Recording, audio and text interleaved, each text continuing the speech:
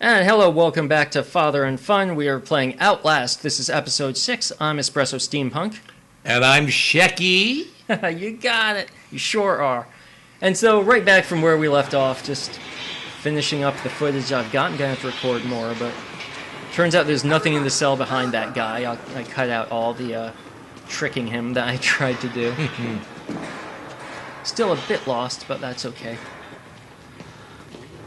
Well, if the floors would stop dropping out like that, Yeah, you'd be able to get around. That's why I was so confused. Because it's like that. I think that ledge is where we came from, but as you'll see, there's a ledge up top we have to take. There's me finally figuring it out. And so I kind of assumed the guy that's been bugging me is supposed to chase me to this ledge, and I just never figured it out, because I assumed that's where I came from. But then this happened, so I'm like, oh yeah, I haven't been there before. But, you know, like I said before, anytime there's a scare like that, it's not like I have to mash the button or anything to escape, so you just know, it's like, okay, it's out of my hands. But the guy was in the cell, and there's no floor in front of him, so how does anybody get to him? Yeah, I mean, how's he get food? How's he get water? Exactly.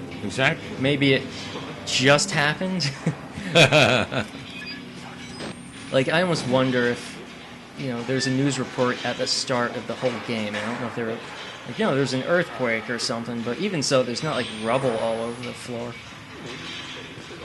Which is fine. I shouldn't complain. It is a good game. It's just kind of interesting to take note of these things.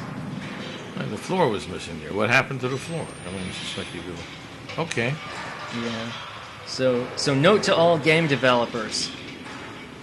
If it's your dad's first time playing a video game, we need to up that verisimilitude. Look. Yeah. Hello. Oh, and I screwed up here, because once I drop down, if you look very carefully, you'll see there's a shadow that passes there, and I quickly turned away, because I wanted to make sure no one was sneaking up on me. But that shadow, he actually references it in the note he's going to jot down in another minute or so. He's like, I thought I saw something, and I was like, I didn't see anything, and when I watched the recording again several times, I was like, oh, it was that shadow that I completely screwed up looking at. My bad. And again, it's like we're still following the blood. We don't know why, except it was written on the wall, and it happens to progress the plot. So, there you go.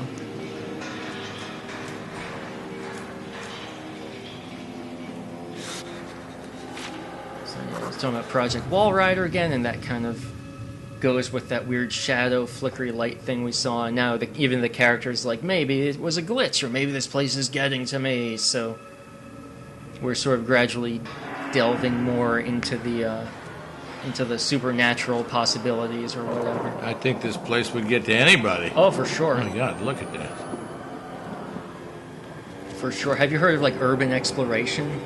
No. Where people will, like, in many times it's trespassing, and sometimes it's even like breaking and entering. They will like break into an abandoned asylum or something. Wow. And oftentimes there are like police just on the perimeter to kind of prevent that sort of thing.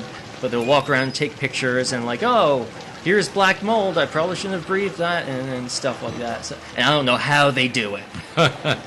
Like, you know, even in real life when there shouldn't be anyone there, you don't know.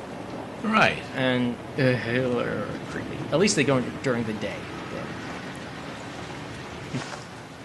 So one thing I want to bring up, because we're going to see him again, this guy that's been chasing us the whole time, I forgot his name, sorry, but he's supposed to be this Afghanistan vet, and he's a strong, big dude. And we had talked about last episode, maybe, you know, was he here because of PTSD or what? And it reminded me, in your autobiography, you talk about your experiences in Vietnam, and you ran the PX. Like, thankfully, you were not a soldier, but like PTSD was always a thing. Was it a thing that like people were aware of back then? Was it still like shell shock? Or Yeah, I think the problem that we had is we were on a base, and we'd get mortared and nearly lose our lives to these anonymous, quote unquote, anonymous mortar shells, but there was nobody to fight back against. Right. And We'd run out to the perimeter, we'd have a red alert, we'd have to put on our flak vests and grab our weapons and our helmets, go out to the perimeter. There was nobody to shoot at. So it became, more than PTSD, it was more a frustration of feeling like you were in a powder keg and you had no control over it. right. And that was the thing for us. Now, I'm not trying to say it was any worse. It wasn't. It was a lot easier than the guys who were actually out slogging it through the rice paddies and stuff. You know, Yeah. that was, and engaging the Viet Cong one-on-one.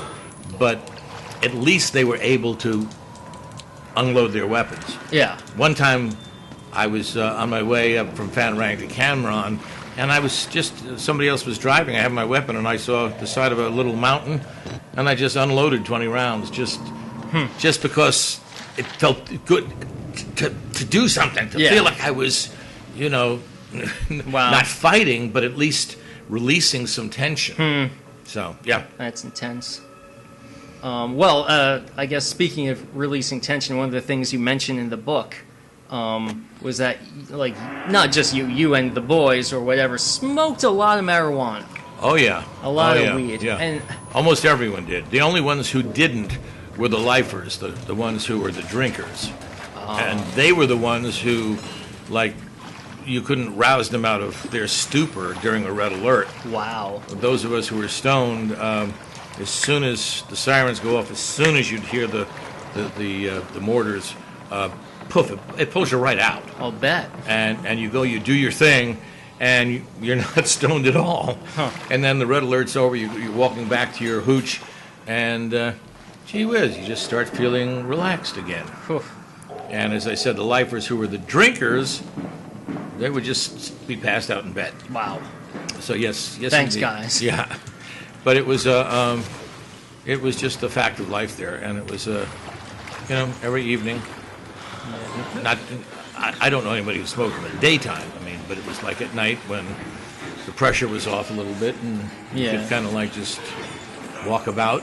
That's what we did. So marijuana is kind of increasingly becoming decriminalized. Do you think there's something to that, like medicinally? I don't know if it would necessarily treat like PTSD, but a lot of these antidepressants and stuff that they put people on have so many side effects.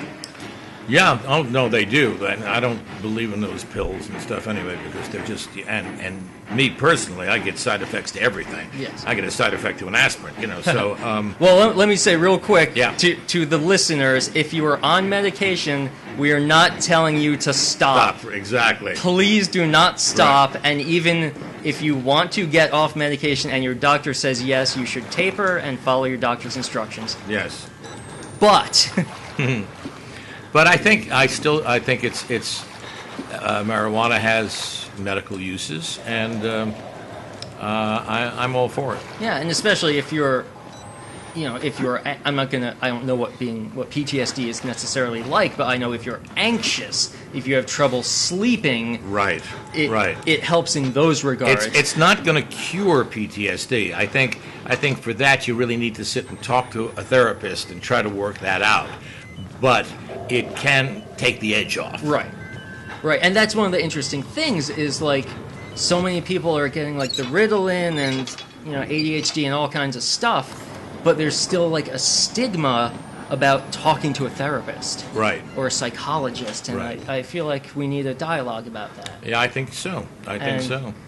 Well, we got about a minute of footage left, so I don't want to draw that out too much. Okay. But this has been quite an intense conversation. Yes. But I don't know if you could even see it, but the guy that's been hounding us appeared very far away as a silhouette. I immediately ran, turned a knob because we need to flush this pipe to get down a ladder. And as soon as I turned the knob, I hid because I figured he was going to show up. And it takes a while, but it turns out he does show up. You can kind of hear him coming. And I don't know if... Yeah, he breaks down the door, so we finally get to see that. I don't know if hearing him coming for that long means I was supposed to have ran. But first he checks the locker next to me, and I'm like, oh, thank God he didn't check this locker. Once he leaves, I'll escape. but he totally checks this locker. Oh. And he freaking kills me again. So that's where I gave up in frustration, and that's the end. I need to record more stuff, but yeah, I missed the door, and that's game over for me. Pow. Yeah. I don't even know if he's wearing clothing, but it didn't texture him too well, but... He could use a little marijuana.